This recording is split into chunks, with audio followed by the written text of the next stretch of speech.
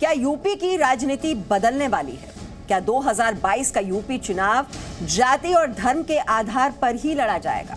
ये सवाल इसलिए क्योंकि आज मायावती ने यूपी में ब्राह्मण सम्मेलन में शिरकत की और दूसरी ओर असदुद्दीन ओवैसी ने आज से ही यूपी मिशन की शुरुआत कर दी और ये शुरुआत हुई है अयोध्या से। चुनावी मिशन पर अयोध्या पहुंचे ओवैसी ने आज अयोध्या की जमीन से योगी आदित्यनाथ को, अखिलेश यादव और कांग्रेस को खूब ललकारा और पूछा कि इतने सालों में मुसलमानों को क्या मिला है। ये विकास हो रहा है बाबा के दौर में।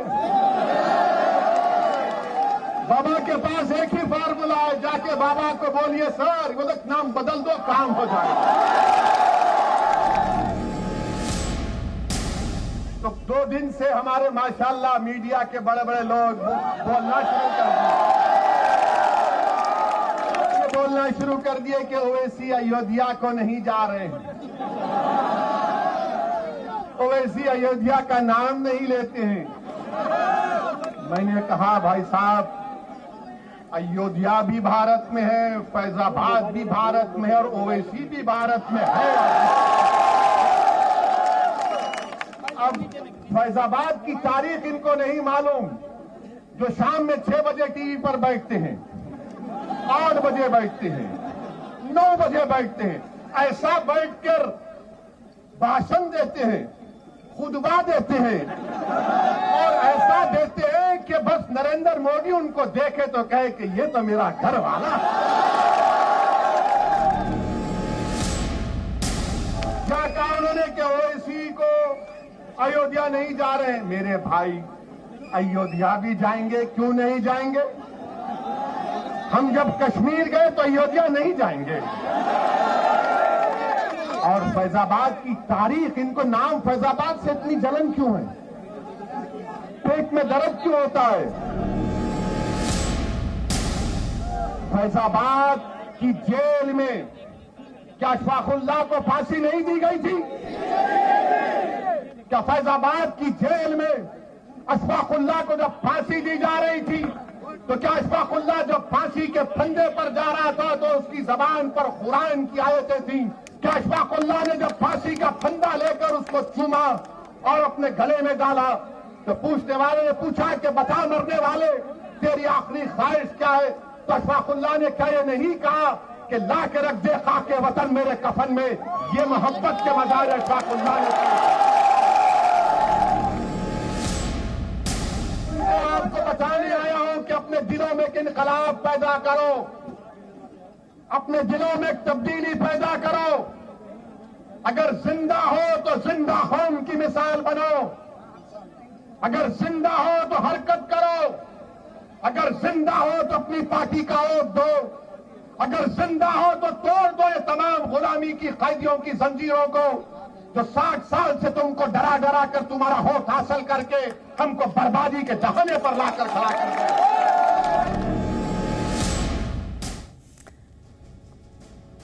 और अयोध्या से पहले आपको बता दें, ओवैसी लखनऊ में थे और यहां उन्होंने समाजवादी पार्टी के पूर्व सांसद और जेल में बंद माफिया अतीक अहमद और उनकी पत्नी को पार्टी की सदस्यता दिलाई। साथ ही साथ ओवैसी ने मुसलमानों से पूछा कि 60 सालों में उन्होंने जिन्हें वोट दिया उन दलों ने उनको बदले में क्या दिया। आज ही ओवैसी ने यह भी ऐलान किया कि वो 100 सीटों पर चुनाव लड़ने की तैयारी कर रहे हैं। लेकिन सवाल यह है कि ओवैसी जिस भरोसे के साथ यूपी में चुनाव की तैयारी कर रहे हैं, यूपी के मुस्लिम वोटर उन पर क्या वो भरोसा दिखा पाएंगे? क्या ओवैसी मुसलमानों का भरोसा जीत पाएंगे? और अगर वो ये कर पाए तो फिर नुकसान किसका होगा? विशाल पांडे की इस एक्सक्लूसिव रिपोर्ट में आप देखिए। अतीक साहब की मेंबरशिप का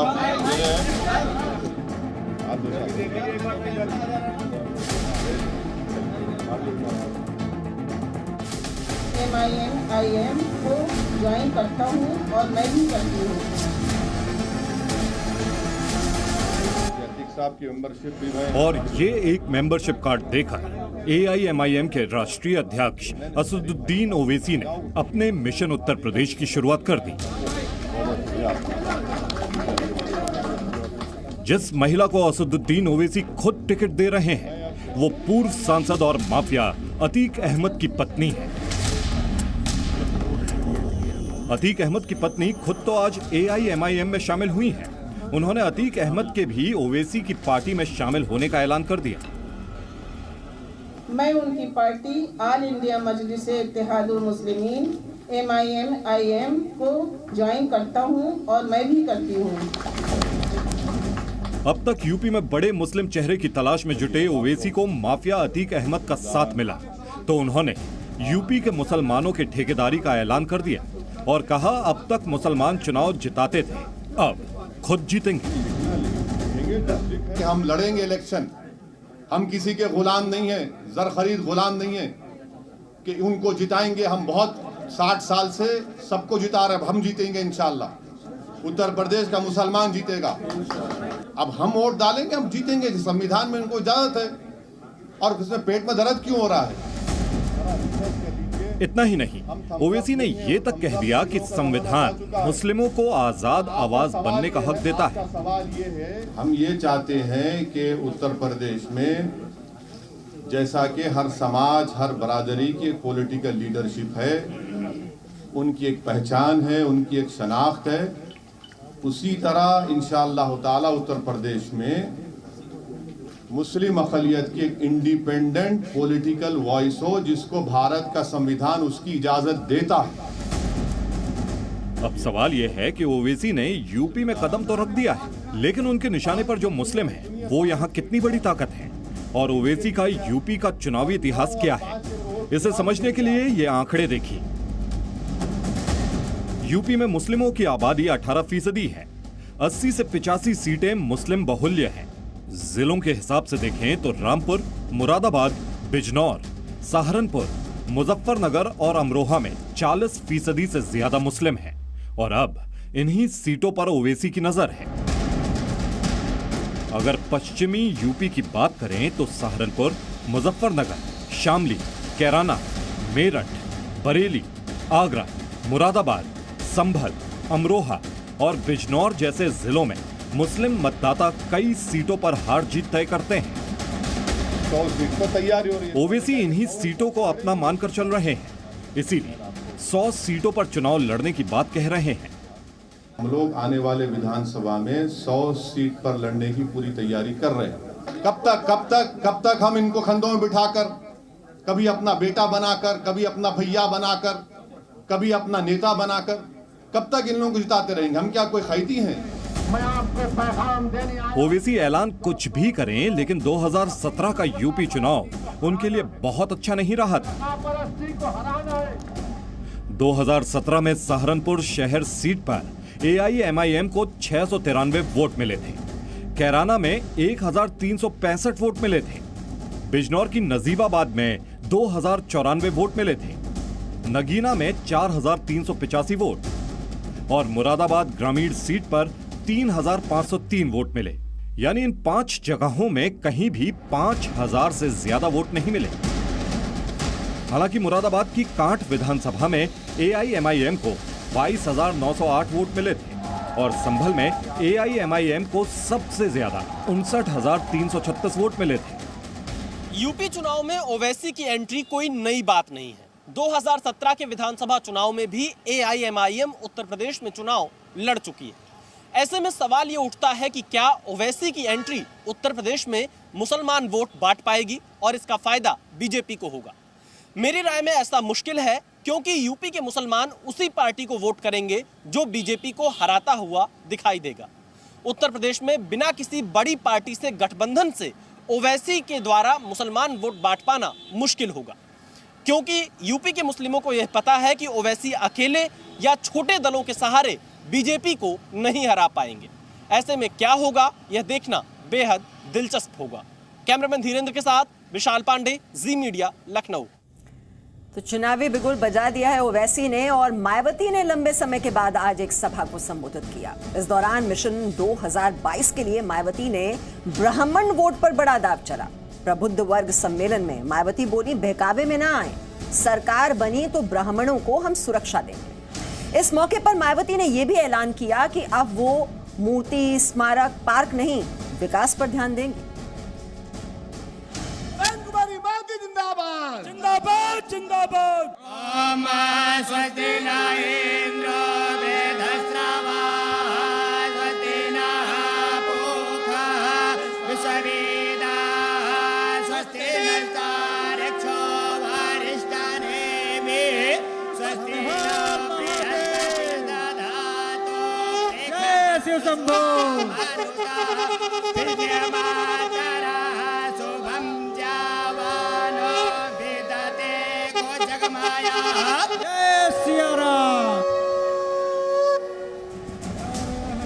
दलितों की नेता मायावती की सभा में हर हर महादेव, जय शिव शंभू और जय सियाराम के नारे लग जाएं। हर हर महादेव, जय शिव शंभू। यूपी के ब्राह्मणों और प्रबुद्ध जनों को और क्या चाहिए था।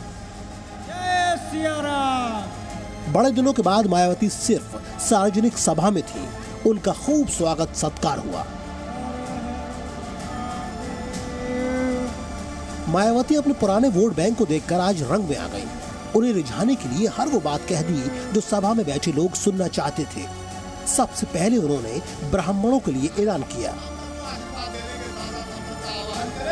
आज मैं खुद भी प्रबुद्ध वर्ग में से ब्राह्मण समाज के लोगों को भी ये वायदा करती हूँ कि यूपी में इस बार बीएसपी की सरकार बनने पर अन्य सभी समाज के लोगों के साथ साथ ब्राह्मण समाज की भी सुरक्षा, सम्मान व तरक्की आदि का सन 2007 में बीएसपी की पूर्ण बहुमत की रही सरकार की तरह ही इनका पुनः पूरा ध्यान रखा जाएगा। सिर्फ इतना ही नहीं, मायावती ने यह भी ऐलान किया कि उनकी सरकार में किसी जाति धर्म को परेशान नहीं होने दिया जाएगा। बीएसपी की सरकार में किसी भी जाति व धर्म के लोगों के साथ कभी भी हमने कोई जुल्म जाति, अन्याय, अत्याचार व उनका शोषण आदि भी नहीं होने दिया है। साथ ही प्रदेश में हर स्तर पर कानून द्वारा कानून का राज भी स्थापित किया है। साथ ही साथ मायावती ने पुराने कोर वोट बैंक को भी यहां से संदेश दिया और अपील कर कहा कि गुमराह करने वालों के बहकावे में न आए। मुझे अपने दलित वर्ग के लोगों पर शुरू से ये गर्व रहा है कि इन्होंने बिना गुमराह व बहकावे आदि में आए हुए पार्टी के कठिन से कठिन दौर में भी अपनी पार्टी का कभी भी साथ नहीं छोड़ा है। दरअसल मायावती की नजर दलित वोटरों के साथ ब्राह्मण वोटरों पर इसलिए भी है क्योंकि अगर 23% दलित और 12% ब्राह्मण मिल जाएं तो मायावती एक बार फिर से 2007 को दोहरा सकती है। दरअसल यूपी में 12% ब्राह्मण वोटर हैं। 2007 में ब्राह्मणों ने बीएसपी को वोट दिया तो मायावती मुख्यमंत्री बनी। 2012 में ब्राह्मणों ने समाजवादी पार्टी को वोट दिया तो अखिलेश यादव मुख्यमंत्री बने। 2017 में ब्राह्मणों ने बीजेपी को चुनाव जिताया तो योगी आदित्यनाथ को सत्ता मिली। हालांकि मायावती ने आज मंच से ये भी कह दिया कि अब वो मूर्तियों की राजनीति नहीं बल्कि विकास की राजनीति करेंगे। अब आगे 5वीं बार जब बीएसपी के नेतृत्व में सरकार बनेगी तो मेरी पूरी ताकत अब ये स्मारक, संग्रहालय, मूर्ति या पार्क आदि बनाने पर नहीं लगेगी बल्कि मेरी पूरी ताकत उत्तर प्रदेश की जो तस्वीर है उसको बदलने में लगेगी। जय भीम, जय भारत। यूपी में पिछले कुछ समय से हर राजनीतिक दल ब्राह्मण वोट बैंक को साधने की कोशिश कर रहा है। बीएसपी हो, समाजवादी पार्टी हो या भारतीय जनता पार्टी, हर कोई ब्राह्मण वोट बैंक को अपने पाले में लाने की पूरी कोशिश कर रहा है। यही नहीं, यूपी में ओबीसी वोट बैंक को लेकर भी पूरी ताकत बीजेपी और सपा की तरफ से लगाई जा रही है। ऐसे में सवाल ये उठता है कि जब सब कुछ जाति और धर्म के आधार पर होना है तो विकास के झूठे वादे क्यों किए जाते हैं। कैमरामैन धीरेन्द्र के साथ विशाल पांडे, जी मीडिया, लखनऊ। तो तैयारी तो बीजेपी भी कर रही है। अमित शाह दिल्ली में यूपी की राजनीति को कल आगे बढ़ा रहे थे। अमित शाह ने कल देर रात दिल्ली में निषाद पार्टी के अध्यक्ष संजय निषाद के साथ बैठक की और इस बैठक में बीजेपी अध्यक्ष जेपी नड्डा और संगठन महामंत्री बीएल संतोष भी मौजूद थे। आपको याद दिला दें, निषाद पार्टी 2019 में बीजेपी के साथ मिलकर चुनाव लड़ी थी और इस बार भी वो बीजेपी के साथ ही रहने की बात कर रही है। Presenting B News app, available on Google Play and App Store. Download it now.